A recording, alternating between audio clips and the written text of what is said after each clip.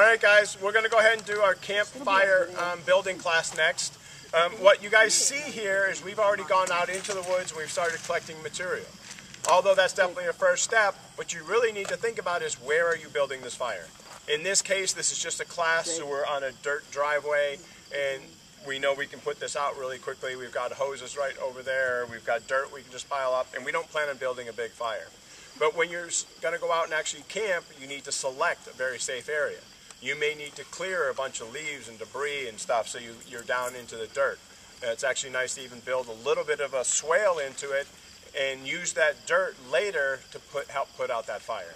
You're always going to want to have a good supply of water to put the fire out, and you also need to consider the conditions. We've had a lot of rain up here lately, but earlier this year we were in a mini drought, and we may not actually want to build a fire out in the woods because we may not be able to control it. So those are all things you need to consider. And once you start building your fire pit, if you're in a rocky area, well, guess what? It would actually help to put rocks around it to keep anything in. And then clear debris at least 4 feet away, because you're going to have sparks and other things that may come off. You may have a stick that falls off, and you definitely don't want anything catching on fire. If you don't have rocks, you may have some old wet logs that you could actually use to build around. The downside there is they may help you in the initial part, but they will probably eventually dry out and also could catch on fire. So fire prevention is the biggest thing you need to consider. The other thing we're going to be doing here today is I brought out 3 different ways of building fires. The first and simplest is good old matches. In each one of our kits we all have waterproof cases where we can carry just simple wooden matches. They have different types of matches. They have different waterproof matches. You got just the old type, you can just fold up matches. But the wooden stick matches are going to work really well because the wood itself burns for a good length of time. What I've started to do here is we've started to get some tinder. And that's one of the most important things that you're going to have. Without this, you're going to be almost impossible to build a fire with one match. You can go out there and collect different things. This here is from old pine needles. They've been sitting around for a long time. They're really, really dry, which will work nice. We went up to a birch tree and we were able to peel off some of the birch paper. So birch paper can work really good. If you've only got one match and this is what you're using, I would definitely kind of pull it apart a little bit. So you're just catching the ends to start with. Sometimes if you just try to take a whole piece, you may actually have a hard time getting that to start. So kind of split it up a little bit. So that's our tinder that we're going to start with. Next we're going to want to have some nice small little dry pieces. And if you're not sure, if they break with a nice little snap, that's a pretty dry little piece of wood that you can start with.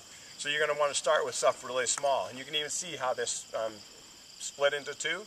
That makes a nice little piece. Once the tinder starts, I'll go ahead and start catching up. So I don't know if you can see this, Mary Frances, how close you can see with that. But here I've actually started building a mini teepee.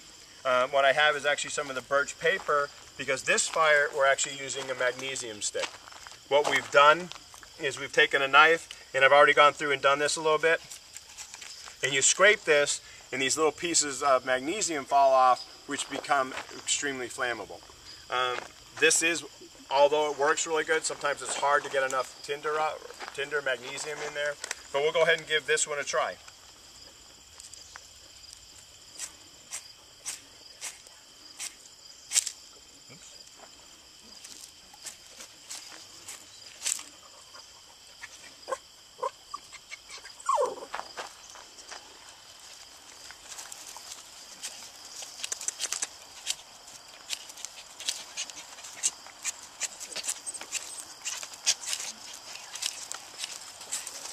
Roxy! And we have a dog who's very curious. Sorry. As you can see, I think I've lost my magnesium. Let me see if I get it back into a pile again. Roxy, he doesn't need your help, sweetheart. Because it was flashy. I thought it was a toy. I thought you called me. Yep, Roxy. Come here. Come over here. Don't make me get a leash. Fireworks. Come here. Come here. Come here. Sit. Well, in this case, I think I've lost my magnesium. So, Mark, I know you're going to be watching this. I hope I don't fail over that.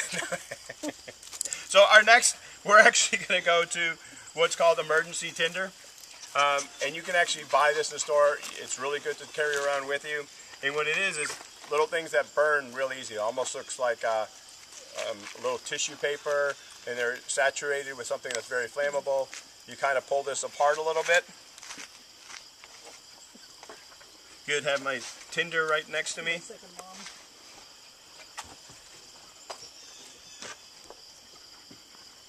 Now if I didn't have a match, and I'll actually do it again, you can actually use that flint again that we just did.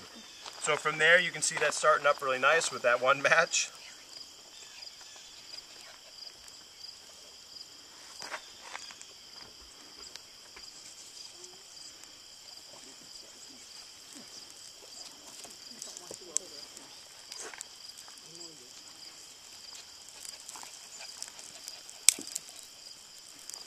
Ah. Awesome job, Jim. Where's the marshmallows? I was going to say that. Now as the fire starts to grow a little bit bigger, you can go ahead and start putting on a little bit larger pieces of wood. You're not going to want to put really huge pieces on right now. You need to make sure you keep the fire going and you get some of that other wood going.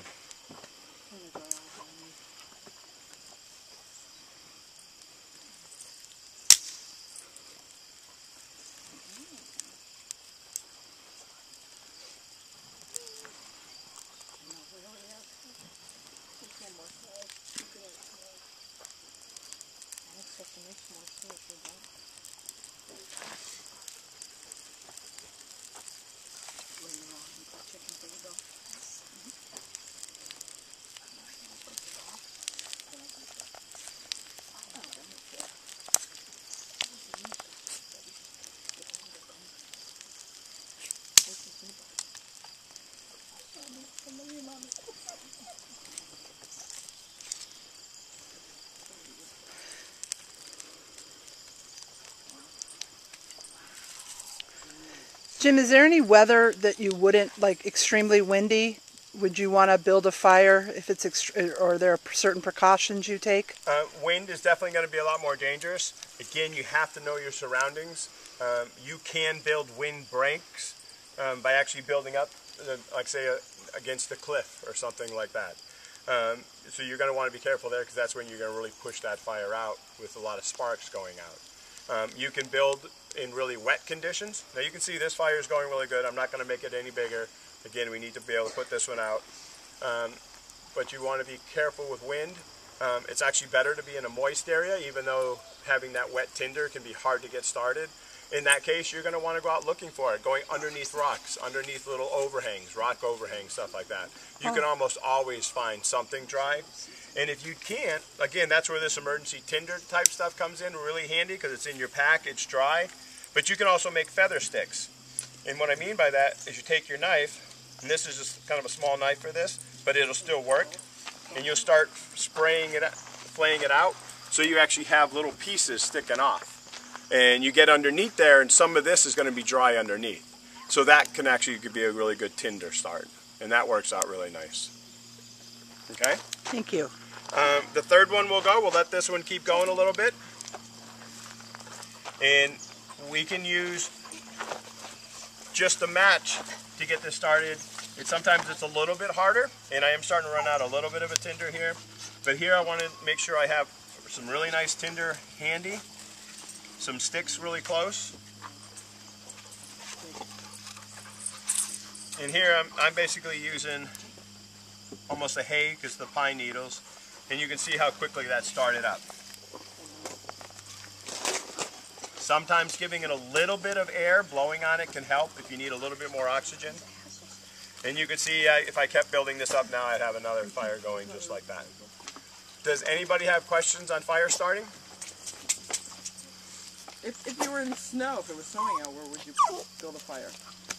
You would be doing the same thing. You would find a nice area, clear that snow, get down to the frozen ground. And you may actually have to go digging underneath old pine trees again to get dry stuff. At that time of year it may be really wet. But you can start digging underneath old rocks, overhangs where there's not much snow, going into a very wooded area where there's a lot of pine trees or something, and pushing away that snow and trying to find some dry stuff underneath. Any other questions? Wouldn't it be easier with that magnesium thing if you had like the pile of tinder just to like that as itself and then give it a second to burn? Yeah, well, the magnesium, I think I end up spilling it when I was doing that. And what happens is you want to get a piece of magnesium pile that's probably the size of a quarter. And I think what I do is, in here I'm doing it on dirt, so I wanted something to set it on. So I actually was using that piece of paper bark. And then I had some tinder right next to it, and I think when I went to strike, I destroyed my pile. The good part about that is, I mean, if I had to, I could actually start all over because this would last a long time. So in that one, I messed it up, but I could start over and rebuild it. Any other questions, guys? Cool, thank you. Woohoo! Now you You're guys hot do stuff. know, each one of you That was guys bad. who want the badge have to build a fire. No problem. Okay, I'm just making sure you guys know that. I got matches.